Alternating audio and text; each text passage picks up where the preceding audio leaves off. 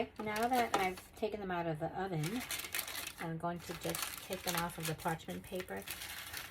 Okay, we're going to take the skin off. Okay, so we're going to cut these plantains into pieces like this. It's nice and soft to the touch. Then we're going to put them in a little bowl like this. Okay, then we're going to fill up the little bowl with sweet plantains. I'm using coconut milk. You can use any non-dairy vegan milk of your choice. Okay, now we are going to taste this sweet plantain. These are the sweetest plantains that you can get. Usually you can get the green plantains and let them sit for a couple of weeks until their skin is so dark. The darker the skin, the sweeter. And then you put it in the oven, or you can even boil it.